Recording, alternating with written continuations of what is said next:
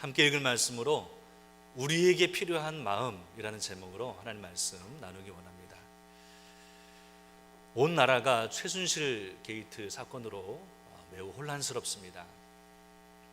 이번 일은 단순히 한 개인의 문제를 넘어서 대통령과 정치권 그리고 언론과 기업들이 얽히고 설켜서 과연 어디까지 진상이 규명될 것인지, 또 이 혼란 전국이 어떻게 해결될 수 있을지 온 국민들이 큰 실망감 속에서 또 염려하고 있습니다.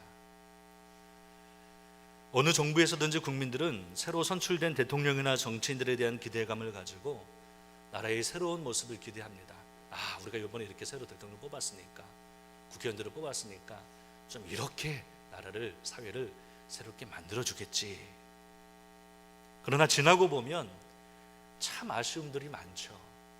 왜 그렇게 했을까? 왜 그렇게밖에 못했을까? 큰 아쉬움들을 우리가 느끼게 됩니다. 매번 대선 때가 되면 느끼는 거지만 어떤 후보든 좀 우리 국민들을 진심으로 생각하는 그런 사람, 그런 후보가 좀 있었으면 하는 그런 아쉬움들이 있습니다. 탁월한 행정력이나 화려한 정치 이력도 좋지만 그보다는 좀 더 국민들의 마음을 잘 이해하고 헤아리고 또 그들의 필요를 채우고 또 국민들에게 희망을 갖도록 도와주는 그런 지도자가 있었으면 하는 그런 바람을 사람들은 갖습니다. 20세기 초반 루즈벨트가 미국 대통령으로 당선되었을 때에 미국에는 소위 대공황으로 불리는 경제 위기가 미국 전역을 강타하고 있었습니다. 천수백만 명에 달하는 실업자들이 생겨났고 기업들이 도산하고 공장들이 문을 닫고 하루하루 정말 힘겹게 살아가는 그런 국민들의 모습 속에서 온 국가와 또 사회와 가정이 큰 위기를 맞게 되었습니다. 그런데 여러분, 이런 위기 속에서 미국을 건져낸 것은 이 루즈벨트 대통령이 특별한 경제 정책을 썼기 때문이 아니었습니다. 그는 이 국가적인 어려움을 극복하기 위해서 노변담화라고 하는 라디오 프로그램을 만들고 매 저녁마다 그 국민들에게 자신의 마음과 자신의 생각이 어떤 것인지를 잘 들려주었습니다. 그리고 국민들의 마음에 내일에 대한 소망을 심어주었습니다. 딱딱한 형식과 또 틀에 박힌 그런 말이 아니라 정말 난로가에서 가족들끼리 정다운 담화를 나누듯이, 대화를 나누듯이 친밀한 모습으로 국민들에게 다가가고 희망의 메시지를 전했던 것입니다. 이렇게 대통령이 자신의 마음과 생각을 꾸준하게 나누었을 때에 국민들의 마음속에 지도자에 대한 믿음이 회복되기 시작했고 또 삶에 대한 희망이 되살아났습니다. 국민들 안에 가득 찼던 그 마음의 불황을 극복했을 때에 결국 대공황이라고 하는 이 경제적인 위기도 잘 극복할 수 있었던 것입니다. 여러분, 우리가 비록 오래된 남의 나라 이야기이지만 이 이야기에서 얻을 수 있는 교훈이 무엇입니까? 사람들이 마음속에 가지고 있는 그 마음의 공황, 마음의 불황이 우리 삶의 큰 독소가 된다는 것입니다. 어려움을 만났을 때에, 위기를 만났을 때에 이제는 못 산다, 이제는 할 수 없다, 이제는 안 된다, 될 대로 되라는 식의 마음의 불황이 찾아오면 가정이든 사회든 회복하기가 쉽지 않다는 겁니다. 하지만 마음의 불황을 극복하면 어느 곳에나 소망이 있습니다.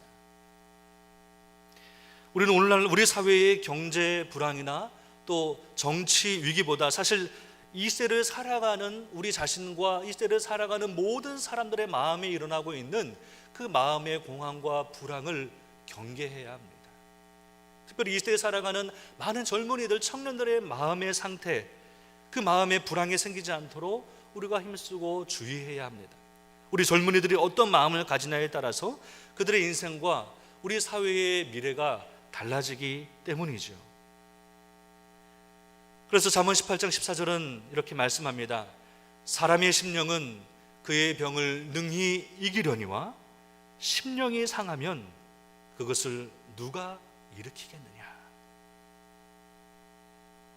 마음이 병들고 마음이 상하면 회복할 수 없다는 겁니다. 마음이 온전하지 못하면, 마음이 그렇게 병들어 있으면 그 어떤 소망도 없다는 말씀입니다. 그만큼 이 마음이 중요하다는 것이죠. 저는 최근에 많은 분들과 대화를 나누면서 우리 한국 사회와 또 교회의 모습에 대한 큰 실망감과 불안감이 있다는 것을 느꼈습니다. 나를 생각하면서 또 교회의 과거와 미래를 생각하면서 이래야 하는데, 저래야 하는데, 이렇게 가면 안 되는데 하는 그런 불안한 마음들이 참 많이 있더라는 것이죠. 그런 상황 가운데 어떤 사람은 교회가 좀 이렇게 바뀌어야 돼, 이렇게 조직화하고 이렇게 시스템을 좀 바꿔야지 라고 주장하는 분들도 있고, 또 어떤 분들은 이럴 때일수록 우리가 더 잘 모여야지, 더 많이 기도해야지, 그렇게 주장하는 분들도 있습니다. 또 어떤 사람은 지도자들이 정말 잘해야 돼, 이렇게 이야기하는 분도 있습니다. 어떤 경우에는 그런 주장이 너무나 강하다 보니 교회에 대해서 부정적이고 불평 섞인 말로 전해지는 그런 경우들도 종종 있는 것 같습니다. 저는 성도님들이 하시는 그런 모든 말들이 다 일리 있고 또 필요한 주장이라고 생각됩니다. 그럼에도 불구하고 제 마음 한켠 가운데 우리에게 정말 중요한 것이 빠져 있지는 않을까 하는 그런 생각이 들었습니다. 정말로 교회가 이런저런 조직과 시스템을 갖추면 정말로 교회가 교회다운 교회가 될 것인가? 문제가 없는 것인가? 정말 우리들이 원하는 이런 사람 저런 사람들로 모이고 구성되면 교회다운 교회가 될 것인가? 사람들이 원하는 교회가 아니라 하나님이 원하시는 교회의 모습은 과연 어떠한 것일까? 이런 생각을 하던 중에 오늘 에스겔서의 말씀을 통하여 하나님의 마음을 발견하게 되었습니다. 본문의 말씀은 바벨론에 잡혀간 유다 백성들에게 주시는 하나님의 약속입니다. 하나님 앞에 범죄하고 우상 숭배를 하던 백성들에게 선지자들이 가서 회개의 메시지를 전했지만 그들은 전혀 듣지를 않았습니다. 오히려 그들은 안전하다고 말하는 그 거짓 예언자들의 말을 듣고 그 말만 믿다가 하나님의 심판을 받고 저 이방의 바벨론의 포로로 잡혀가게 됩니다. 세월이 흘러 이제 에스겔 선지자는 포로로 살던 유다 백성들에게 확신에 찬 마음으로 하나님의 새로운 계획을 예언합니다. 그것은 이제 하나님께서 저들에게 새로운 마음을 주실 것이고 앞으로는 하나님이 주시는 그 마음으로 살아야 한다는 것이었습니다. 이 소식은 절망과 영적인 공황에 빠져있던 유대 백성들에게 참으로 소중한 희망의 메시지였습니다. 19절부터 20절 말씀은 특별히 포로된 그들이 어떻게 다시 하나님의 백성이 되고 하나님 당신이 어떻게 그들의 하나님이 될 것인지를 말씀하고 있는 내용입니다. 지금 이방 나라의 포로로 살아가는 그렇게 비참한 모습으로 살아가는 지금의 그들이 어떻게 회복의 공동체가 되고 어떻게 은혜의 공동체가 될 것인지를 말씀하고 있습니다. 그것은 한마디로 하나님이 주시는 마음으로 살라는 것입니다. 여러분, 하나님이 주시는 마음은 어떤 마음일까요? 첫째로 그것은 일치하는 마음입니다. 19절에 보면 내가 그들에게 한 마음을 주고라고 말씀합니다. 위클리프 성경 번역회라고 하는 선교단체가 있습니다. 이 선교단체의 선교사님들은 주로 어학의 재능을 가지고 또 여러 세계 곳곳에서 봉사를 하는 그런 분들입니다. 남미나 아프리카 등 소수 부족을 위해서 글을 만들고 또 성경을 번역하고 복음을 전하는 사역을 주로 합니다. 한 번은 아프리카의 한 마을에 들어간 선교사님이 성경을 번역하던 중에 이 순종이란 말을 어떻게 번역하면 좋을까 하는 생각을 하게 되었습니다. 순종이란 말을 저들이 알아듣는, 저들이 이해하는 그런 말로 번역하기가 쉽지가 않았습니다. 그렇게 고민하던 중에 이 선교사님은 그 마을에 어떤 아버지가 아들을 심부름시키는 장면을 보게 되었습니다. 아버지가 아들을 불러서 어디를 다녀오라고 그렇게 심부름을 시키는데 그 심부름을 가는 아들 뒤에서 아버지가 계속해서 이렇게 이야기를 합니다. 가는 동안에 내 마음을 나누지 말아라. 가는 동안 네 마음을 나누지 마라. 다른 생각하지 마라. 꼭 이것만 생각하고 꼭 그대로 가야 돼. 이렇게 이야기를 하는 것입니다. 그 모습을 보고 선교사는 순종이라는 단어를 마음을 나누지 않고 따라가는 것이라는 것으로 말로 번역했습니다. 19절에 내가 그들에게 한 마음을 주고라고 할 때에 이 한 마음은 나누어지지 않는 마음입니다. 분열하지 않는 마음입니다. 여러분, 하나님께서 교회를 이루는 우리에게 주신 마음은 바로 한 마음, 일치하는 마음입니다. 하나님의 일, 하나님의 사명을 감당하는 올바른 교회가 되려면 무엇보다 일치하는 마음이 필요합니다. 이 일치하는 마음을 가질 때 하나님께서 역사하십니다. 우리의 마음들이 일치하는 마음이 될 때에 그 가운데 기적이 일어나는 것입니다. 저와 여러분이 아무리 힘쓰고 애써도 분열이 있고 미움과 시기와 다툼이 있는 곳에는 성령께서 역사하시지 않습니다. 왜요? 성령은 하나 되게 하시는 영이기 때문에 그런 것이죠. 사도행전 2장 46절에 보면 초대교회는 날마다 마음을 같이하여 모이기에 힘썼다라고 말합니다. 마음이 먼저 모아졌던 겁니다. 그래서 한 공간에 모아진 겁니다. 함께 기도하게 된 것입니다. 마음을 같이하여 모이기에 힘썼다. 기도도 중요하죠. 예배도 중요하죠. 전도도 중요하죠. 그러나 더 중요한 것은 그 모든 것을 마음을 같이하여서 우리가 일치된 마음으로 하는 것입니다. 하나님은 우리 성서교회가 그러한 모습을 이루기를 원하십니다. 서로 다른 사람들이 여러 가지 사역을 감당하지만 그 모든 일을 성령 안에서 일치된 마음으로, 같은 마음으로 감당하는 교회, 행하는 교회, 바로 그런 교회를 원하십니다. 그런데 사탄은 이것을 방해합니다. 사탄은 할 수만 있으면 어떻게든지 목사와 성도가 하나 되지 못하게 하고, 당회가 하나 되지 못하게 하고, 성도들의 의견이 분분하게 만듭니다.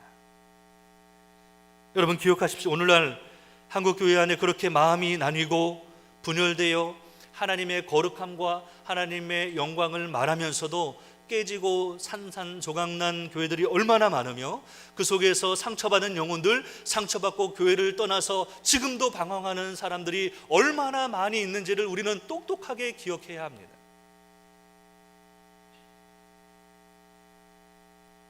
여러분, 우리가 한 마음이 되지 못할 때 교회는 하나님의 말씀이 역사하는 곳이 아니라 사람의 말이 난무하는 현장이 되고 맙니다. 우리가 분열할 때의 교회는 성령의 이끄심이 아니라 인간의 주장이 만들어가는 인본적이고 세속적인 교회가 되고 맙니다.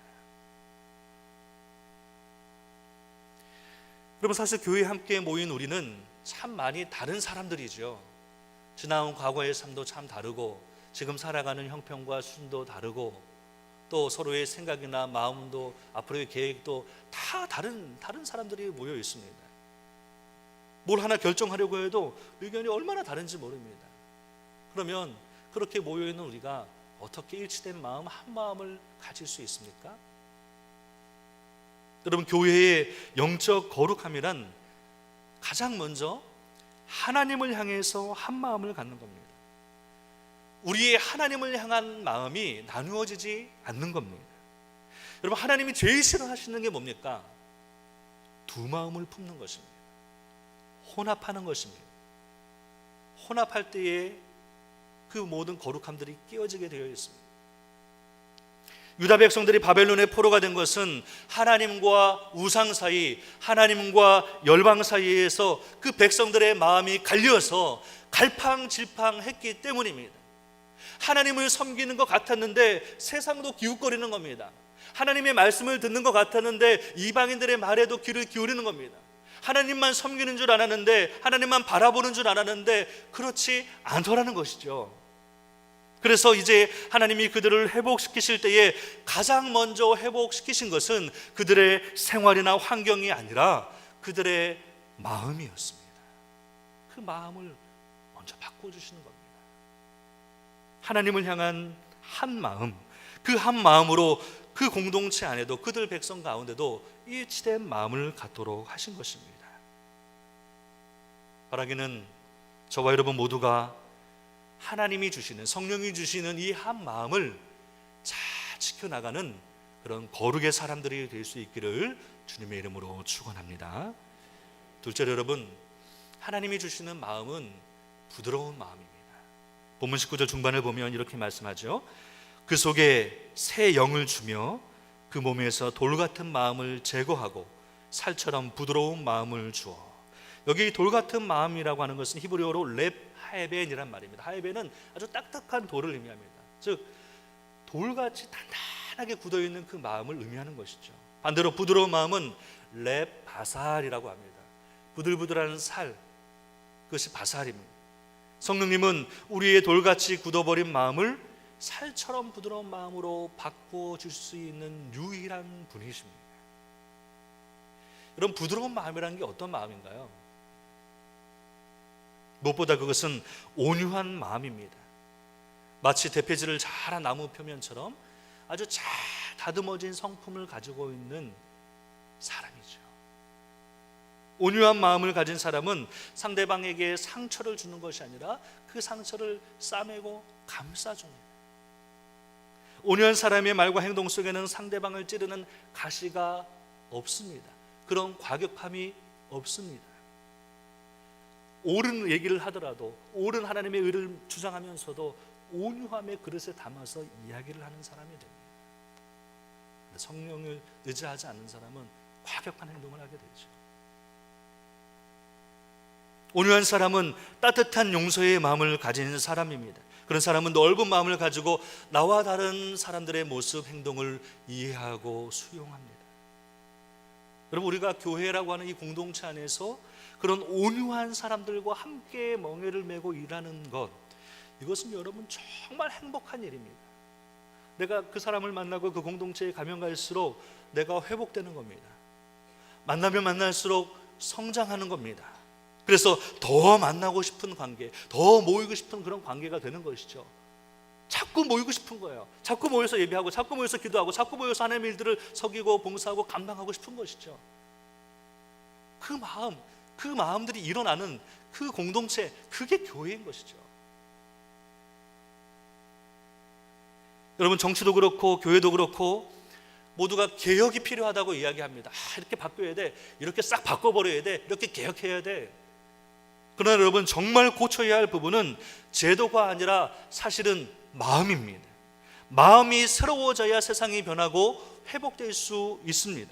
그래서 다윗은 시편 51편 10절에 하나님이여 내 속에 정한 마음을 창조하시고 내 안에 정직한 영을 새롭게 하소서, 자신의 마음을 성령께서 바꾸어 주시기를 간절하게 기도했습니다. 그러면 어떻게 우리의 마음이 새로워지고 부드러운 마음이 될 수 있을까요? 19절을 보면 새 영, 즉 성령을 통해서 그것이 가능해짐을 말하고 있습니다. 성령을 통해서 그것이 가능합니다. 여러분, 요리를 할 때에 쌀 같은 것을 이렇게 분쇄기에다 넣고 탁 갈면은 어떻게 됩니까? 아주 하얀 가루로 쫙 갈리죠. 근데 이렇게 딱 보면은 좀 덜 갈렸어요. 그러면 또 버튼을 눌러서 확 갈죠. 한참을 갈고 나면은 탁 쏟으면은 굉장히 부드러운 그런 고운 가루로 나옵니다. 갈면 갈수록 더 부드러워집니다. 우리가 말씀과 기도로 성화되는 것은 바로 그런 겁니다. 말씀을 통해서, 기도를 통해서, 성령을 통해서 우리의 인격과 성품이 정말 부드러운 그런 고운 가루처럼 되는 겁니다. 여러분, 가루는 물에 잘 녹죠. 가루는 어떤 모양의 그릇에 담아도 이런 모양 저런 모양으로 그대로 담깁니다. 그리고 가루는 그 통에 넣으면은 그 비어있는 틈 공간에 잘 스며들죠. 잘 안 들어가면 이렇게 탁탁탁 치면은 쑥 들어가가지고 점점 차곡차곡 다 들어가지 않습니까? 마찬가지 우리가 성령을 통하여 부드러운 마음이 되면 서로가 잘 조화를 이루며 융화됩니다. 우리가 성령이 충만해지면 누가 시키지 않아도 여기저기 그 사역의 빈 자리들이 다 채워지는 겁니다. 우리 주보에 보면 한 달 동안 이렇게 봉사자 모집한다는 광고가 한 달 동안 나갔는데요. 제가 이렇게 사역을 여태까지 하면서 느낀 것은 뭐냐면 광고한다고 이렇게 사람들이 모이지는 않더라고요. 안 와요. 광고 보고는 안 오시더라고요. 그런데 말씀을 통해서 은혜를 받고 성령을 받으니까 하라고 안 해도 하겠다고, 저를 좀 시켜달라고 이렇게 나오는 분들이 참 많더라고요. 바라기는 저와 여러분의 마음도 성령께서 만져주심으로 말미암아 가루와 같이 부드러운 마음, 온유한 마음 되어서 더욱 조화를 이루고 화합하며 사역의 빈자들이 채워지는 그런 아름다운 역사들이 나타나기를 주님의 이름으로 축원합니다. 마지막으로 여러분, 하나님이 주시는 마음은요, 순종하는 마음입니다. 본문 20절입니다. 내 율례를 따르며 내 규례를 지켜 행하게 하리니. 하나님께서 우리의 마음을 부드럽게 만드시면 먼저 하나님에 대한 순종함이 일어나죠. 그 순종하는 마음이 회복되죠. 유다 백성이 바벨론 포로로 잡혀있는 까닭도 하나님의 말씀에 순종하지 않은 결과입니다. 말씀을 주셨는데도 그 말씀을 따르지 않고 말씀대로 살지 않았기 때문에 하나님은 그들을 바벨론의 손에 붙이신 것입니다. 그러나 이제 그들에게 순종하는 마음을 회복시켜서 다시 자유로운 삶을 허락하시겠다고 하나님은 약속하십니다. 누가복음 5장에 보면 시몬 베드로가 예수님의 말씀을 듣게 됩니다. 예수님께 이렇게 말씀하시죠. 깊은 곳에 그물을 내려 고기를 잡으라. 이 예수님의 말씀에 우리들이 밤이 새도록 수고하였을 때 얻은 것이 없지만은 말씀에 의지하여 그물을 내리리이다 라고 주님 앞에 고백합니다. 아, 예수님 왜 이러세요? 제가 그래도 이 바닥에서 잔뼈가 굵은 사람인데요, 제가 어부 경력이 얼마나 되는데요, 내가 지금 밤새도록 잡았는데 한 마리도 안 잡히는데요, 제가 다 해봤거든요 라고 하지 않고 말씀에 의지하여 그물을 내립니다. 그렇게 순종했을 때에 배가 잠길 정도로 가득가득 고기가 채워지는 복을 받았습니다. 순종의 복을 체험한 것입니다. 그러기에 종교개혁자 마틴 루터는 내가 이적을 행하는 사람이 되기보다 순종하는 사람이 되고 싶다라고 말합니다. 여러분, 교회 안에서 목사나 장로나 또 어른이나 젊은이들이나 너나 할 것 없이 모두가 하나님의 말씀에 순종하는 마음을 가질 때 하나님께서 그 공동체에 복을 부어 주십니다. 순종하는 교회에 더 섬길 수 있는 기회와 그런 축복을 주시는 것입니다. 여러분, 순종하지 않는 사람의 특징이 뭡니까? 순종하지 않는 사람들은 어떻게 하나요? 순종하지 않는 사람의 가장 큰 특징은 불평하는 겁니다. 그들은 늘 이러쿵 저러쿵 불만이 있습니다. 불평합니다. 이스라엘 백성들은 자신들의 욕심과 생각을 앞세우면서 하나님의 말씀을 따르지 않았습니다. 아마도 이렇게 말했겠죠. 하나님이 말씀하신 그런 말씀들은 지금 이런 현실과 맞지가 않아. 그런 방법으로 하는 것은 정말 마음에 안 들어. 저 사람들 하나님 일을 한다고 저렇게 하는데 정말 참 마음에 안 들어. 그렇게 하면 안 되거든. 이렇게 얘기했겠죠. 오늘날 교회 공동체 가운데 흔히 발견할 수 있는 오류가 무엇입니까? 그것은 내 방법과 내 방식이 여전히 절대시 되고 있다는 겁니다. 나는 이렇게 목회해 왔는데, 나는 이렇게 예배해 왔는데, 전에 내가 다니던 교회에서는 이렇게 했었는데, 한결같이 자신이 해왔던 방식과 방법이 옳으며 다른 것은 틀렸다고 생각하는 것입니다. 하나님의 말씀과는 상관없이, 성경의 기준과는 상관없이 내게 익숙하고 내가 편하고 내가 알고 있는 그 방법만이 옳다고 주장하는 것입니다. 그러나 여러분, 언제나 우리가 기준으로 삼아야 할 것은 우리의 경험이나 우리의 생각이나 판단이 아니라 하나님의 말씀입니다. 교회마다 이게 자꾸 흐트러집니다. 이 기준이 무너집니다. 그래서 여러분, 우리가 모든 사역에 앞서서 정말 필요한 것이 뭐냐면 말씀을 통한 양육과 훈련입니다. 교회가 말씀을 가지고 양육하고 훈련하는 일에 힘을 쏟고 올인해야 됩니다. 생명을 걸어야 됩니다. 한국교회 안에는 훈련 한 번 안 받고도 장로가 되고 권사가 되는 교회가 너무 많아요. 그럼 어떻게 가겠습니까? 무엇을 가지고 일을 하겠습니까? 성도님들 중에 종종 제자훈련에 대해서 오해를 하는 분들이 있습니다. 제자훈련만 하면 다야? 제자훈련하면, 그런 거 하면 제자가 되는 거야? 제가 보니까 목사님, 저 집사님 맨날 그 제자훈련 받는다고 왔다 갔다 하는데 하나하나 그냥 똑같은데요 뭐, 이렇게 얘기하는 분들이 있죠. 저는 그런 분들에게 한번 반문하고 싶습니다. 그러면 제자훈련 안 하면 답니까? 여러분, 우리가 오해하지 말아야 합니다. 우리는 제자 훈련으로 제자가 되는 게 아닙니다. 우리는 훈련을 통해서 제자가 되는 것이 아니라 제자이기 때문에 주님이 이미 나를 제자로 불러주셨다는 것을 확신하기 때문에 더욱 그분의 말씀에 순종하고자 훈련을 받는 것입니다. 여러분, 훈련 받는 분들은 느끼겠지만 훈련을 하면 할수록, 말씀을 알아가면 할수록 어때요? 그 말씀대로 산다는 것이, 말씀대로 사회생활을 한다는 것, 직장생활을 한다는 것이 정말 어렵다는 걸 알게 되죠. 잘 되지가 않아요. 순종이라는 것이. 이렇게 주일날 예배 드려서 알고는 가지만 그대로 산다는 게 안 됩니다. 잘. 그래서 계속 훈련을 받으면서 그 순종이 나의 체질이 되도록 그렇게 몸부림치고 애쓰는 것이 제자 훈련이죠. 그 연습을 많이 해야 실제 직장에서, 사회에서 살아실 거 아닙니까? 이게 다 될 것 아닙니까?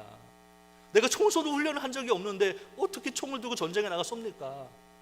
무서워서 그냥 피하기만 하겠죠. 귀한 성도 여러분, 우리는 하나님이 주시는 마음으로 건강한 교회를 이루어 가야 합니다. 이를 위해서 필요한 것은 우리가 한 마음, 일치된 마음을 가지고 부드러움을 마음을 갖고 순종하는 마음을 갖는 것입니다. 우리를 무너지게 하는 것, 교회를 무너지게 하는 것은 환경이 아니라 우리의 메마른 마음입니다. 교회의 회복과 부흥의 가장 큰 걸림돌은 다른 어떤 것이 아니라 저와 여러분의 거칠어진 마음입니다. 우리의 마음이 새로워지지 않고서는 하나님이 주인 되시는 그런 아름다운 교회를, 그런 모습을 이루어갈 수가 없는 겁니다. 저는 말씀을 준비하면서 과연 주님을 향한 우리의 마음의 온도가 얼마나 될까 하는 생각을 해보았습니다. 한 마음을 가져야 한다는 거 우리가 다 잘 알고 있잖아요. 부드러운 마음 가지고 섬기고 공동체로 나아가야 된다는 거 잘 알죠. 순종한 마음으로 하나님 앞에 그렇게 살아가야 한다는 거 우리가 너무나 잘 알고 있습니다. 하지만 그 마음의 온도가 문제입니다. 모든 것을 알면서도 우리의 마음이 냉랭하게 차갑게 식어져 있지 않습니까? 그래서 주보 광고 나오면 그냥 누가 알아서 하겠지, 그렇게 그냥 느껴지지 않습니까? 하나님과 교회를 향한 우리 마음의 온도가 저 밑을, 저 바닥을 그냥 맴돌아서 도무지 올라오지 못하고 있는 그런 온도계의 모습을 갖고 있지는 않습니까? 바라기는 오늘 이후로 저와 여러분의 마음이 뜨거워지기를 원합니다. 급하고 강한 바람, 불같은 주의 성령이 우리의 마음을 새롭게 해주심으로 교회 회복과 부흥을 함께 이루어 나가는 저와 여러분, 또 우리 성서교의 모든 공동체의 모습이 될 수 있기를 예수님 이름으로 축원합니다. 우리의 시간 같이 한번 말씀 기억하면서